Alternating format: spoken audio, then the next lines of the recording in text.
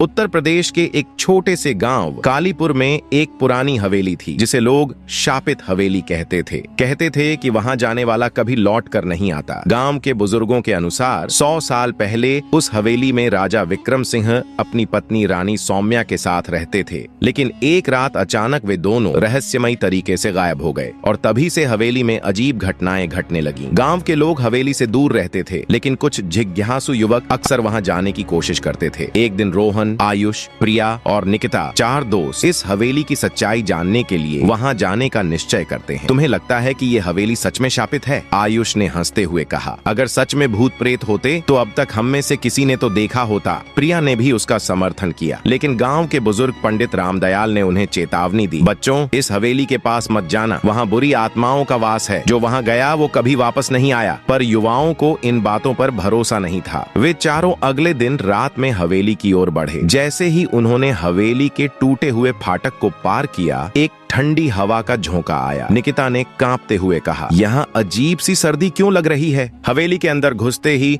चारों को वहां दीवारों पर अजीब आकृतियां और पुरानी पेंटिंग्स दिखीं। अचानक हवा में किसी के फुसफुसाने की आवाज आई, चले जाओ, वापस चले जाओ। चारों सहम गए, लेकिन रोहन ने हिम्मत दिखाते हुए कहा, शायद ये बस हमारा भ्रम है, हमें और अंदर जाना चाहिए। लेकिन जैसे ही उन्होंने हवेली के एक कमरे का दरवाजा खोला, एक पुराना झूमर जमीन पर गिर पड़ा। आयुष ने डरते हुए कहा, ये जगह सच में डरावनी है। फिर अचानक प्रिया को एक पुराना आईना दिखा जिसमें अंधेरे के बावजूद एक परछाई झलक रही थी, लेकिन जब उसने पलट कर देखा तो वहां कोई नहीं था। प्रिया की चीख से बाकी तीनों दोस्त चौंक गए। रोहन ने घबराते हुए पूछा, क्या हुआ? प्रिया ने कांपते हुए कहा, मैंने आईने में किसी को देखा, लेकिन जब पीछे मुड़ी तो वहां कोई नहीं था। आयुष ने हंसने की कोशिश की, शायद तुम्हारी आंखों का धोखा होगा, हम सब पहले ही घबराए हुए हैं, इसलिए हमारा दिमाग खेल खेल रहा है। पर निकिता ने प्रिया का हाथ पकड़ते हुए कहा, नहीं, कुछ तो गड़बड़ है, हमें यहाँ ज्यादा देर नहीं रुकना चाहिए। तभी हवेली में रखी एक पुरानी घड़ी अपने आप बजने लगी, डोंग डोंग, और एक के बाद एक सभी खिड़कियां जोर से खुल गईं। ठंडी हवा के झोंकों के साथ कमरे में रखी किताबें और कागज उड़ने लगे। रोहन ने जोर से कहा, यहाँ कुछ न कुछ जरूर है। चारों ने हिम्मत करके हवेली की तलाशी लेने का फैसला किया। वे धीरे धीरे एक बड़े हॉल की ओर बढ़े, जहाँ दीवारों पर पुराने समय की तस्वीरें टंगी थीं। एक तस्वीर में राजा विक्रम सिंह और रानी सौम्या का चित्र था और उनके चेहरे पर हल्की मुस्कान थी। लेकिन जैसे ही रोहन ने टॉर्च की रोशनी उस तस्वीर पर डाली, अचानक उनकी मुस्कान गायब हो गई और उनके चेहरे डरावने दिखने लगे। निकिता ने चौंक कर कहा, ये क्या था? तभी एक जोर की आवाज आई